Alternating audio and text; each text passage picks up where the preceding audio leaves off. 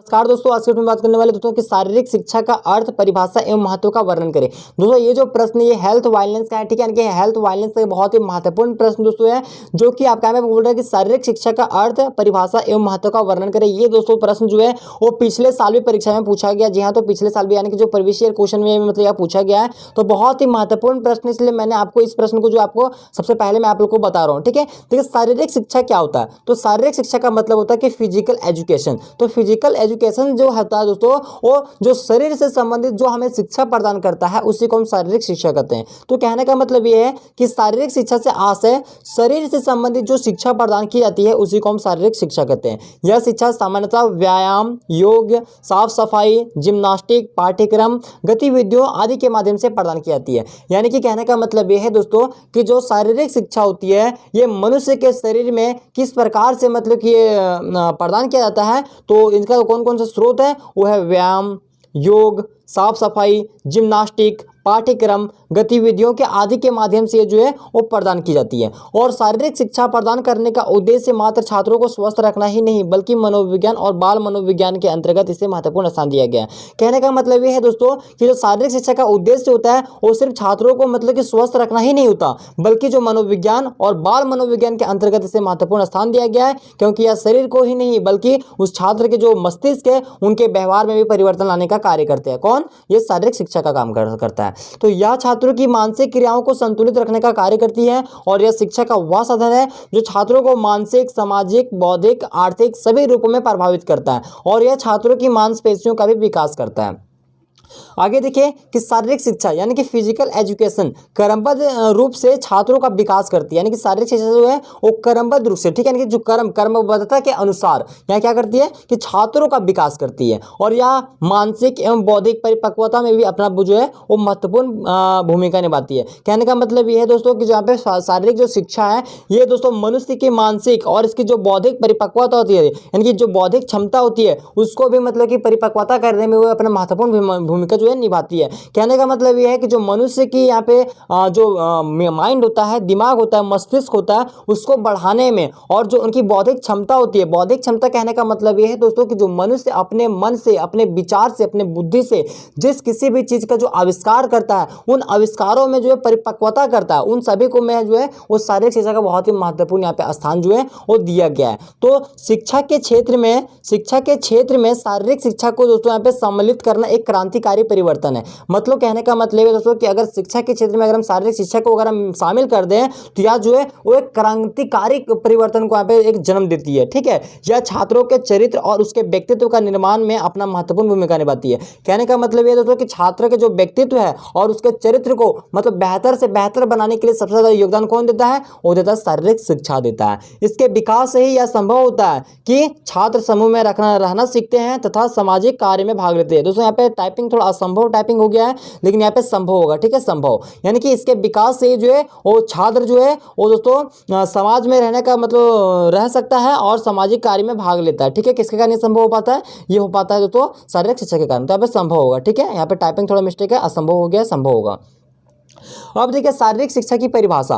तो शारीरिक शिक्षा की परिभाषा जो यहाँ पे विभिन्न विद्वानों ने भिन्न प्रकार से दी है, तो हम देख लेते हैं यहाँ पे कुछ गिने के अनुसार। तो देखिए एच.सी. बक के अनुसार, एच.सी. बक का क्या कहना है कि शारीरिक शिक्षा के सामान्य कार्यक्रम का एक भाग है जिनका संबंध शारीरिक क्रियाकलापों द्वारा बच्चे की संपूर्ण शिक्षा है और शारीरिक क्रिया एक साधन है जिसका प्रयोग इस तरह किया जाता है कि उसका प्रभाव बच्चे के जीवन पर हर पहलू पर एक मानसिक, संवेदनात्मक एवं नैतिक पक्ष पर पड़े। ठीक है, ये कहना है एच.सी. बक के अनुसार। अब देख लीजिए दूसरा, देखिए यहाँ जीबी नेस के अनुसार। ठीक है, जीबी नेस का क्या कहना है दोस्तों? जीबी नेस का कहना है कि शारीरिक शिक्षा के बड़े क्षेत्र का एक अंग होता है जो मांसपेशियों से होने वाली बड़ी क्रियाओं तथा उससे संबंधित प्रतिक्रिया से संबंध रखता है। ठीक है, ये किनका कहना है? ये जेबी नेस के अनुसार कहना है। ठीक है, अब देखिए स्पेंसर के अनुसार, यानी कि जो हर्बर्ट स्पेंसर होता है उनके अनुसार देखिए कि पूर्ण अभिव्यक्ति के लिए शारीरिक नैतिकता, मानसिक क्रियाओं की आवश्यकता होती है। ये किनका कहना है? ये हर्बर्ट स्पेंसर का कहना है।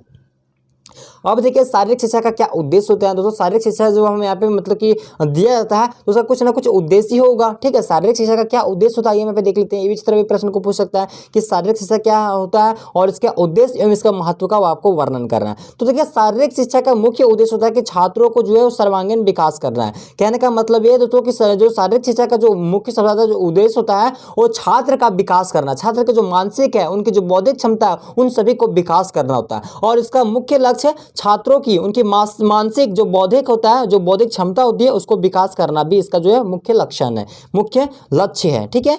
अगर देखिए यह छात्रों को समाज में सहायक तत्व के रूप में भी तैयार करने का एक साधन है जिसके द्वारा वह भविष्य में समाज के साथ समायोजन कर सके। यानी कि दोस्तों जो शारीरिक शिक्षा है ये समाज में सहायक तत्व के रूप में मतलब तैयार एक साधन है और इसी के द्वारा क्या है कि मनुष्य दोस्तों भविष्य में समाज के साथ मतलब समायोजन कर सकता है। यानी कि समाज के साथ वह मिलजुल कर रह सकता है और समाज में जो मतलब जो काम होता है उन सभी में मतलब अपना वो मुख्य योगदान दे सकता है और समाज के लिए वह कार्य कर सकता है, ठीक है, यार उसका जो है समायोजन करेगा। तो ये किसके कारण संभव हो सकता है? ये होता है दोस्तों शारीरिक शिक्षा के कारण। अब देखिए अगला, देखिए यहाँ पे अगला क्या बोल रहा है कि शारीरिक शिक्षा के द्वारा छात्रों को स्वस्थ रहने की कला एवं गुणवत्ता को समझाया जाता है क्योंकि स्वस्थ शरीर से ही स्वस्थ मस्तिष्क का निर्माण होता है। जी हाँ दोस्तों, बहुत ही अच्छी लाइन यहाँ पे बताई लिखी गई है कि स्वस्थ शरीर से ही दोस्तों स्वस्थ मस्तिष्क का निर्माण होता है। मान लीजिए दोस्तों आपका अगर शरीर ही स्वस्थ नहीं है तो आपका माइंड कहाँ से स्वस्थ रहेगा। आप समझ लीजिए, एक एग्जांपल आप ले लीजिए दोस्तों, मान लीजिए किसी के पास बहुत पैसा है और मान लीजिए उसका हेल्थ ही सही नहीं है तो वह किस काम का पैसा है। अगर मान लीजिए अगर शरीर सुखी है दोस्तों और आपके पास सब कुछ अगर है तो सही है, और मान लीजिए आपके पास बहुत धन दौलत है, बहुत रुपये पैसा है, लेकिन आपका शरीर सही नहीं है तो उस रुपये पैसा क्या काम का, तो ऐसा कुछ काम का नहीं होगा। इसलिए शरीर अगर स्वस्थ है मतलब शरीर स्वस्थ शरीर में ही स्वस्थ मस्तिष्क का निर्माण होता है, यानी कि निवास होता है, ठीक है। अगला देखिए कि यह छात्रों को जो भावनात्मक का विकास करता है, यानी कि जो यह जो होता है शारीरिक शिक्षा तो है ये छात्रों की जो भावना होती है उसका विकास करता है। यह छात्रों की मांसपेशियों का भी विकास करने में मतलब करने के लिए प्रदान किया जाता है जिसकी सहायता से वह सेवा निरंतर करते रहता है। यानी कि इसकी सहायता से क्या होता है कि मनुष्य जो सेवा मतलब निरंतर यानी कि लगातार जो है वो करते रहता है, इसके लिए वह कार्यशील बने रहता है और यह जो है वो छात्रों के मांसपेशियों का भी विकास करने का एक जो है मुख्य साधन है, ठीक है। अब देखिए शारीरिक शिक्षा का क्या महत्व है, तो शारीरिक शिक्षा का महत्व अत्यंत ही महत्वपूर्ण है। शारीरिक शिक्षा के द्वारा छात्र अपने समय का सदुपयोग करना सीखता है, वह उनके चरित्र एवं व्यक्तित्व को निखारने का कार्य करती है, या उनके अंदर व्याप्त कौशल का भी विकास करती है एवं उनमें निपुणता लाने का कार्य करती है, और यह शरीर से संबंधित सभी समस्याओं का निवारण करती है। ये किसके कारण हो पाती है? ये होती है शारीरिक शिक्षा के कारण। तो ये शारीरिक शिक्षा का महत्व आप लोगों ने पढ़ लिया। तो दोस्तों मैं उम्मीद करता हूं कि आपको यह वीडियो पसंद है। वीडियो को लाइक कीजिएगा, चैनल पर नए हो चैनल को सब्सक्राइब करके साथ बेल आइकन को प्रेस कीजिएगा।